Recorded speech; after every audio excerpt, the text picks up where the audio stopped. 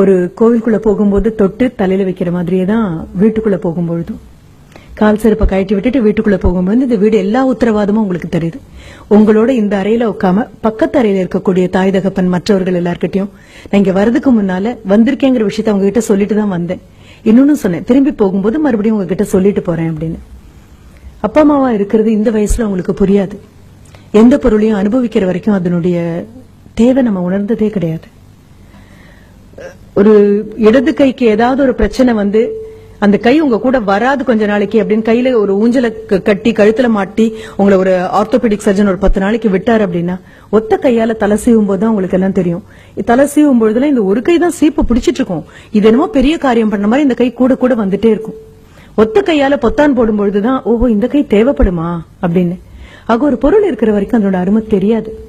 அப்பா அம்மாவும் பெரும்பாலும் அப்படியேதான், மூச்சு காற்று மாதிரி தான். மூச்சு விடும் போதெல்லாம் ஆஹா மூச்சு காற்று உனக்கு மிக்க நன்றி, நான் என்ன சுவாசிக்கிறேன் சொல்ல போறோமா என்ன? கண்டிப்பா மாட்டோம். மூச்சு அடிச்சா மட்டும்தான் பக்கம் பக்கமா திரும்புவோம், ஐயோ காத்து கிடைக்கலப்பா அப்படின்னு. அப்பா அம்மாவும் அதேதான். அந்த அறையில உட்கார்ந்து இருக்காங்க. அஸ்திவாரங்கள் ஒரு நாளும் அழகா இருக்காது. இது வந்திருக்கிற குழந்தைங்க முதல்ல புரிஞ்சுக்கோங்க.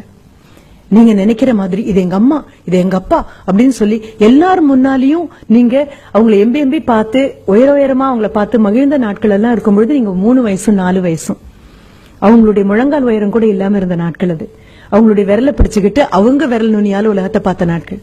அப்புறம் இடுப்பு அளவு உயரம் வளர்ந்தீங்க, அப்புறம் தோள் வந்தீங்க. இப்ப தோளையும் தாண்டி தோளுக்கு மிஞ்சிய தோழர்களாகத்தான் இந்த வயசுல வந்து உட்கார்ந்துருக்கீங்க. இப்ப நீங்க நினைக்கிற மாதிரி உங்க அம்மாவும் அப்பாவும் ஒரு விளம்பரத்துல வரக்கூடிய தாய் தகப்பன் மாதிரி கண்டிப்பா இருக்க மாட்டாங்க. விளம்பரத்துல வரக்கூடிய தாய் தகப்பன் வேணா நீங்க டாலர் ஆகணும், ஸ்மார்ட்டர் ஆகணும், பிக்கர் ஆகணும் அப்படின்னு ஏதோ ஒண்ணு கலந்து உங்க கையில கொடுக்க காலியான அந்த குவளையில ஏதோ இருக்கிற மாதிரி விளம்பரத்துக்காக நடிச்சு குடிக்கலாம். ஆனா இந்த தாய் தகப்பன் அப்படி எல்லாம் கொண்டு வந்து கொடுக்கற தாய் தகப்பன் இல்ல. உங்ககிட்ட ஆட்டோகிராஃப் கேட்கிற தாய் தகப்பன் இல்ல. இல்ல உங்க நண்பன் கிட்ட பாடா எங்க அம்மா பாருப்பா எங்க அப்பா பாருப்பா, இதெல்லாம் இல்ல. எப்படியும் 40-45 தொட்டிருப்பாங்க, இல்ல தொடக்கூடிய தூரத்துலதான் இருப்பாங்க. எப்படியோ அம்மாவுக்கு ஒரு முதுகு வலியோ முழங்கால் வலியோ வந்துட்டு போகும். சொல்லாம ஒரு தலைவலி வரும். கலகலன்னு சிரிச்சுட்டு ஓடிட்டு இருந்த ஒரு அம்மா, நீ திரும்பின பொழுதெல்லாம் உனக்கு விதவிதமா சமைச்சு கொடுத்துட்டு இருந்த அம்மா கொஞ்சம் ஸ்லோ டவுன் ஆக ஆரம்பிச்சிருப்பாங்க. சமையல் கட்டுல நின்னு 1 நிமிஷத்துக்கு 2 நிமிஷம் எங்க வச்சேனே தெரியல, இப்ப அடிக்கடி ஞாபகம் மறதி வருது அப்படின்னு சொல்லுவாங்க. ஃப்ரிட்ஜை திறந்து வச்சுட்டு ரொம்ப நேரம் அங்கேயே பாத்துட்டு இருப்பாங்க. என்னம்மா அப்படின்னு. அதுதான் எனக்கும் புரியல, ஏன் ஃப்ரிட்ஜை திறந்தேன்னு எனக்கு தெரியல அப்படின்னு. அப்பா என்ன பண்ணுவாரு, சென்டர் ஸ்டாண்ட் போட்டு வண்டியை நிறுத்திட்டு இருந்த அப்பாவுடைய தலை கொள்ளாம இருந்த முடியெல்லாம் பார்த்து நீ இப்படி அண்ணாந்து பார்த்தது உண்டு. எல்லாம் கொழிஞ்சு இப்ப முன்னெத்தி எல்லாம் பின்னெத்தி வரைக்கும் போயாச்சு. ஆக அப்படிப்பட்ட அப்பா இப்ப சைட் ஸ்டாண்ட் போட்டுட்டு வராரு. அப்படியே வந்து உட்காந்து அப்பா அப்படின்னு கால் நீட்டுறாரு. அம்மா ஓடி போயிட்டோம்ல தண்ணி கொண்டு வந்து கொடுக்குறாங்க. நகர்ந்து நின்னு பாருங்க, ஒன்னும் அவசரம் இல்ல, விலகி பாருங்க. பார்க்க பரிணாம வளர்ச்சியில தாயும் தகப்பனும் முதுமையை நோக்கி எப்படி போயிட்டே இருக்காங்கன்னு பாருங்க.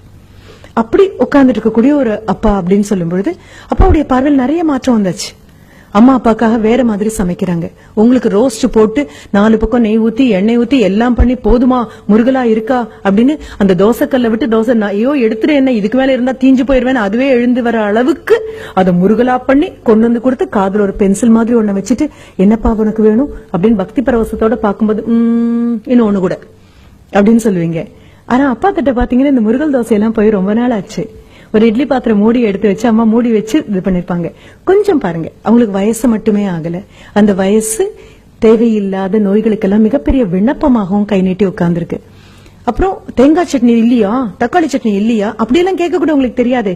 ஒயிட் சட்னி இல்லையா, ரெட் சட்னி இல்லையா அப்படிலாம் கேட்கதானே தெரியும். தமிழ் அந்த அளவுக்கு பழக்கத்துல இருக்கு அப்படின்னு சொல்லி கேட்டு அம்மா ஓடி வந்து ஐயோ இன்னைக்கு இல்லப்பா சாம்பார் தானா, சரி பரவாயில்ல 2 வேணாம், ஒரு தோசை இன்னொன்னு போடுங்க. ஒன்னும் குறைய போறது இல்ல. ஆனாலும் கேக்குற துணி அப்பா பாத்தீங்கன்னா அப்பாவுடைய உணவு முறையில மாற்றம் இருக்கும். நடையில அந்த பழைய ஸ்பீடெல்லாம் ஒன்னும் இல்ல. பாக்கணும், நான் இன்னும் அவங்கவுங்க அம்மா அப்பாவை தானே பாக்க சொல்றேன். இதுக்காக பக்கத்து வீட்டு குழந்தைய கூட்டிட்டு வர முடியும், வாடகை கொடுத்து இவங்களை பாத்துட்டு போ அப்படின்னு சொல்ல. உங்களுக்கே அதற்கான அவகாசமும் நேரமும் இல்ல அப்படின்னா வேற என்ன பண்றதுக்காக தான் உங்களுக்கு இப்ப நாங்க கல்வியை கொடுத்துட்டு இருக்கோம். 24 மணி நேரத்துல உருப்படியா செஞ்ச எதுவுமே இல்ல. ஆக திரும்பி பாருங்க, ஒண்ணும் இல்ல. இந்த 2 மாசமும் இத்தனை வருஷம் நீங்க ஓடி ஓடி ஓடி ஓடி படித்ததாக ஒரு கதை சொல்லிட்டு இருந்தோம் இல்லையா, கதைதான். ஆசிரியர்களான எங்களுக்கு நல்லாவே தெரியும். அது ஓடுற மாதிரி ஒரு நடிப்பு, நீங்க ஓடுற மாதிரி நடிப்பீங்க, நம்புற மாதிரி நாங்க நடிப்போம், படிக்கிற மாதிரி நடிப்பீங்க, படிச்ச மாதிரி நாங்க நம்புவோம். இதுக்கு நடுவுல ஏதோ சில மார்க். இது அத்தனையும் தாண்டி இந்த 2 மாசத்துல எத்தனை பேர் அப்பாவுக்காக அப்பா நான் வண்டி பண்ணி தரேன்ப்பா, நான் ஏர்ன் பண்றேன்ப்பா, உட்காருங்கப்பா, இது என்னப்பா இது, தோளுக்கு மிஞ்சி வளர்ந்தாச்சு, அப்புறம் நான் பாத்துக்கிறேன்ப்பா எல்லாம். இதற்காக அடுத்த குழந்தைய வாடகை எடுக்க முடியாது. நீ சின்னதா பிறக்கிற வரைக்கும் எல்லாம் கேட்டது, மகனா மகளான்னு யாரும் கேட்கல, சார் பையனா பொண்ணா அப்படின்னு. பிறந்த உன்னை கையில எடுத்ததுக்கு அப்புறம் பையன் பொண்ணெல்லாம் கிடையாது, அந்த வார்த்தைகளே இல்ல. மகனா மகளா கையில ஒரு குழந்தைய வச்சுட்டு நிக்கும் போது அம்மாவானாலும் அப்பாவானாலும் நினைப்பாங்க, இதுக்கு ஒரு 18 வயசு ஆகும், என் கை கால்லாம் கொஞ்சம் தளர்ந்து போகும், அவ்வளவேதான். சாஞ்சுக்கு தோளா என் பையன் இருப்பான், சாஞ்சுக்கு தோளா என் பொண்ணு இருப்பா அப்படின்னு காத்துட்டு இருக்கக்கூடிய நேரத்துல கையில ஒரு மொபைல் போன் எடுத்துட்டு போன் வந்த அடுத்த நிமிஷம் நீ வீட்டை விட்டு வெளியில போய் வராண்டல் நிக்கிறல்ல, யார் தோல்ல சாஞ்சுக்க போறாங்க? யோசிச்சு பாரு. ஒண்ணும் இல்ல, நான் சின்ன சின்ன விதைகளை மட்டும் தான், குற்றமே இல்ல. நமக்கு தெரியாது, நம்ம இன்னும் குழந்தைங்களா இருக்கும். அப்பா அம்மா முடிஞ்சுதா, தாத்தா பாட்டின்னு வீட்டுல இருக்காங்க. இந்த தாத்தா பாட்டி பண்ண பெரும் தியாகம் தான் அப்பா அம்மாவா வந்திருக்கும். அப்பாவும் அம்மாவும் பண்ண பெரும் தியாகம் தான் நீங்க இங்க வந்திருக்கீங்க. இது அத்தனையும் புரிஞ்சுக்கோங்க. அடுத்தது பள்ளிக்கூடத்துல இருக்கக்கூடிய அந்த ஆசிரியர்கள் ரொம்ப அழகா இருக்கும். எனக்கு ரொம்ப சந்தோஷமான அனுபவமாக நான் பகிர்ந்து கொள்ளக்கூடியது. ஒரு 3 வயதாக இருக்கும்போது என்னுடைய மகன் பள்ளிக்கூடத்துக்கு போயிட்டு எல்கேஜிக்கு போயிட்டு திரும்பி வந்து அவன் என்கிட்ட சொன்னது, my teacher is very beautiful அப்படின்னு சொன்னான். இந்த வார்த்தை ஆச்சரியமா இருந்தது. அது ஒரு 3 வயது குழந்தை போய் பள்ளிக்கூடத்துல திரும்பி வந்து அன்றே சொன்னது ரொம்ப ஆச்சரியமாக இருந்தது.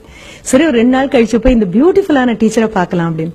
ஆனா அதுக்கப்புறம் அவன் அளக்க முயற்சி பண்ணினான். அவங்க ஆசிரியர் ரொம்ப அழகா இருக்காங்களா, அந்த அழகு எவ்வளவு நீளமாக இருக்கும் அப்படின்னு சொல்றதுக்காக நாங்க இருந்த வீட்டுல இருந்து ஒரு குறைந்தபட்சம் 10 கிலோமீட்டருக்கு அந்த பக்கம் இருக்கக்கூடிய ஒரு இடத்த சொல்லி, she is beautiful from our house to Gandhipuram, வீட்ல இருந்து அந்த காந்திபுரம் அளவுக்கு அழகா இருக்காங்க அப்படின்னு.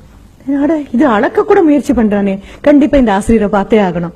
ஒரு 4 நாள் கழிச்சு போனா தலையெல்லாம் குப்புன்னு நரைச்சு தோளெல்லாம் சரிஞ்சு சுலபமா ஒரு 58 தாண்டி இருப்பாங்கல்ல, தாண்டறதுக்காக இருப்பாங்க. அந்த ஆசிரியர் ஏன் அழகா இருந்தாங்கன்னு எங்களுக்கு எப்ப புரிஞ்சது அப்படின்னா, வரக்கூடிய ஒவ்வொரு குழந்தைகிட்டையும் அந்த குழந்தை உயரத்துக்கு மண்டி போட்டு அந்த குழந்தை உயரத்துக்கு தோளை அரவணைச்சு, ஆமா நேத்து ஏன் வரல, ரொம்ப மிஸ் பண்ணேன் தெரியுமா உன்ன அப்படின்னு சொன்னாங்க. அவங்க பேருக்கு பின்னால என்ன பட்டம்னு தெரியாது, அது என்ன பேருன்னு தெரியாது, எத்தனை வருஷம் அனுபவம் தெரியாது. ஆனா ஒண்ணு தெரியும், குழந்தைங்களை அவங்களுக்கு தெரியுது, குழந்தைங்களுக்கு அவங்கள தெரியுது, அவ்வளவேதான். அரவணைச்சு கூப்பிட்ட போது நான் நினைச்சேன், ஐயோ என் பையன் அளந்த தூரம் 10வது போல இருக்கே, இன்னொரு 100 கிலோமீட்டருக்கு அந்த பக்கம் வரைக்கும் ஒரு இடத்த சொல்லி அவ்வளவு அழகா இருக்காங்க. ஒரு ஒற்றை நிமிடம் உங்களுடைய 1ஆம் வகுப்பிலிருந்து 12ஆம் வகுப்பு வரைக்கும் உங்க விரல பிடிச்சு உங்களை கூட்டிட்டு வந்த ஆசிரியர்களை ஒரு நிமிஷம் யோசிச்சு பாருங்கன்னு சொன்னதனுடைய அர்த்தம் அதுதான். இந்த அஸ்திவாரங்கள் அழகாவே இருக்காதுப்பா. அஸ்திவாரம் அழகா இருக்காதுன்னு சொல்லும் போதுதான் இந்த 3 பேரை நான் சொன்னேன். அம்மாவும் அப்பாவும் ஆசிரியர்களும் நீங்க நினைக்கிற மாதிரி அழகா இருக்கணுங்கிற அவசியம் கிடையாது. ஆனா இன்னி தேதிக்கு உலக பேரழகி யார் அப்படின்னு சொன்னா ஒரு 10 ஜட்ஜ் உட்கார்ந்து திருப்பி ஒரு 15 கேள்வியை கேட்க, முகம் எல்லாம் திருத்தப்பட்டு, உயரங்கள் எல்லாம் திருத்தப்பட்டு, உருவ அளவுகள் திருத்தப்பட்டு உங்க முன்னால கொண்டு வந்து நிறுத்தக்கூடிய பெண் அல்ல உலக பேரழகியாக இருக்கும். கண்ணமுடி பாத்தீங்கன்னா அவங்க அம்மாவை மிஞ்சி ஒரு அழகி கிடையாது. உலக பேரழகன் யாராக இருக்க முடியும்? தோள் தளர்ந்து, முகத்தை சுத்தி, கண்ணை சுத்தி கருவளையம் வந்து, தலையில் இருக்கக்கூடிய முடியெல்லாம் கொட்டி ஒரு நிமிஷம் பெருமூச்சு விட்டு, இந்த பையன் படிச்சு மேல வந்துட்டானா போதும்பா, எனக்கு ஒண்ணும் கொடுக்க வேண்டாம், அவன் கால ஊனிக்கட்டும் அப்படின்னு ஒவ்வொரு நாளும் உங்களுக்கு தெரியாம மனதுக்குள்ள பிரார்த்திக்கக்கூடிய உங்க அப்பாவை மிஞ்சி உலகத்துல பேரழகான ஒரு உருவம் எதுவுமே கிடையாது.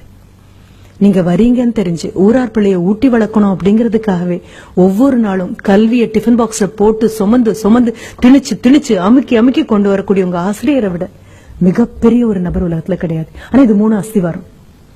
எந்த கட்டடத்துக்கும் அஸ்திவாரம் அழகா இருக்க வேண்டிய அவசியம் கிடையாது. அஸ்திவாரம் போட்ட அடுத்த நிமிஷம் அதுக்கு பூச்சி அடிக்கிற ஆட்கள் யாரும் கிடையாது. அஸ்திவாரத்துக்கு அலங்காரம் பண்ற ஆட்கள் யாரும் கிடையாது. அஸ்திவாரத்தினுடைய அழகு என்ன தெரியுமா? உறுதி மட்டும்தான் அதனுடைய அழகு. தாயும் தகப்பனும் சொல்லிக் கொடுத்த ஆசிரியரும் உங்களை உருப்பட வைக்கிறதுங்கிற ஒற்றை எண்ணத்துல உறுதியா நிக்கிறதுனால மட்டும்தான் மேலெழும்பக்கூடிய கட்டடங்கள் அவ்வளவு அழகா இருக்கு. உங்களுடைய ஜியோமெட்ரி பாக்ஸ் இருக்கும் தெரியுமா? அந்த ஜியோமெட்ரி பாக்ஸ் காம்பஸ்னு ஒண்ணு இருக்கும். அந்த காம்பஸுடைய ஒத்த கால ஊனி அசையாம அது நின்னா மட்டும்தான் அடுத்த கால் எவ்வளவு பெரிய வட்டம் வேணாலும் சுத்த முடியும். நான் சொன்ன ஆசிரியரும் அம்மா அப்பாவும் அந்த ஒற்றை கால் இடத்தை விட்டு நகரல. நீங்க எங்க வேணாலும் போயிட்டு வாங்க, எத்தனை பெரிய வட்டம் வேணாலும் போடுங்க, அத்தனை பெரிய வட்டமும் வட்டமா ஒழுங்கா அமையணும்னா இந்த ஒத்த கால் இருக்கிற இடத்தை விட்டு நகராம தவம் பண்ணின மாதிரி காத்து நின்னா மட்டும்தான். இந்த போன கால் சுத்திட்டு வராமையும் போகலாம், போன கால் திரும்பியும் வரலாம். வந்ததுக்கு அப்புறம் கூட ஆஹா நீ இவ்வளவு உறுதியா நின்னதுனாலதானே நான் போனேன் அப்படின்னு யாரும் ஒரு வார்த்தை கூட சொன்னதில்லை. இந்த 3 பேருக்காகவும் ஒரே ஒரு தடவை மனசார கைத்தட்டிடுங்க.